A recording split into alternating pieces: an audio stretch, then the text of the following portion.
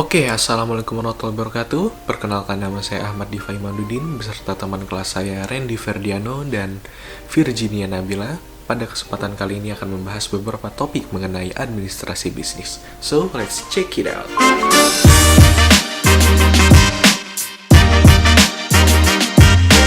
Halo, saya Randy Ferdiano. Di sini saya akan menjelaskan pengertian dari administrasi bisnis.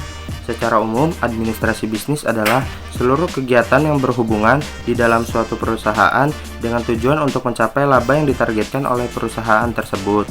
Dan administrasi bisnis juga dapat diartikan sebagai ilmu sosial yang mempelajari tentang proses kerjasama dua orang atau lebih dalam upaya untuk mencapai tujuan tertentu. Di dalam ilmu administrasi bisnis terdapat objek, subjek, dan metode. Objek dari ilmu administrasi bisnis itu sendiri yaitu manusia dan perilakunya. Subjek dari administrasi bisnis yaitu bentuk, bagian, dan mekanisme kerjasama. Sedangkan metode adalah cara atau ide yang dikembangkan dalam upaya mencapai tujuan kerjasama yang dilakukan. Beberapa orang mungkin memahami bahwa administrasi dan manajemen memiliki konsep yang sama. Namun keduanya memiliki fokus penerapan yang berbeda. Dalam kacamata bisnis, perbedaan ini dapat lebih jelas kita pahami apabila kita masukkan ke dalam ilmu praktik, yaitu dalam lingkup pengelolaan usaha atau keorganisasian. Yang pertama, dalam sebuah organisasi bisnis, administrasi adalah fungsi yang berkaitan dengan penetapan kebijakan, koordinasi produksi, keuangan dan distribusi, penentuan arah organisasi, dan kontrol tertinggi sebuah organisasi atau perusahaan.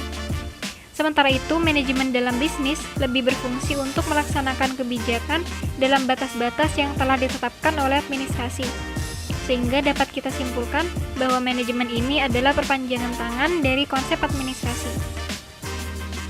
Apabila administrasi dalam bisnis bertugas untuk menentukan setting bagi perusahaan atau organisasi untuk dapat bergerak maju, maka manajemen ini lebih mengarah kepada pengelolaan dan pengawasan sebagai implementasi dari kebijakan yang telah ditetapkan oleh administrasi tadi.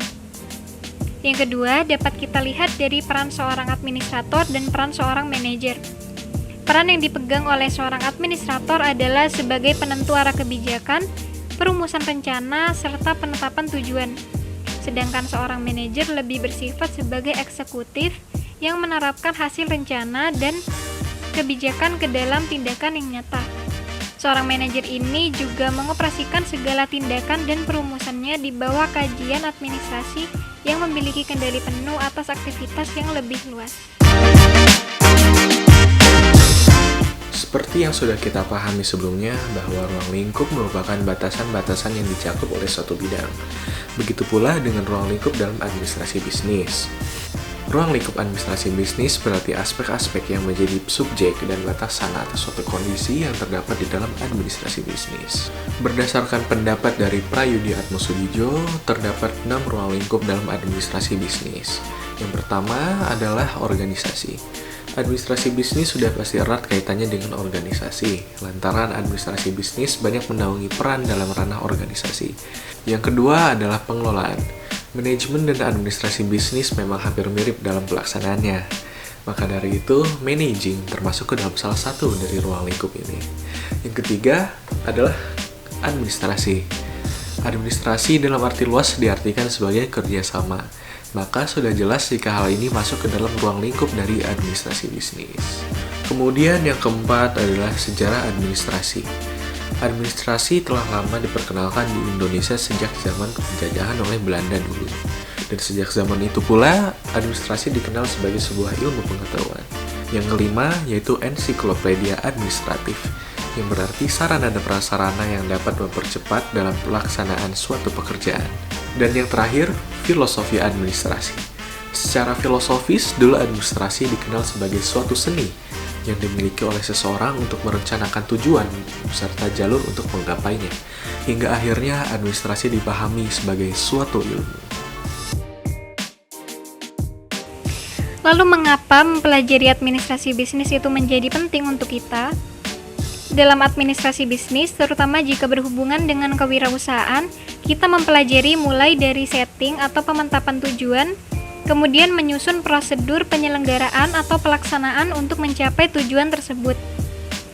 Contohnya seperti perencanaan tempat usaha, menyiapkan modal, membeli peralatan, mengatur keluar masuknya keuangan, melayani konsumen, dan melakukan tindakan pengawasan.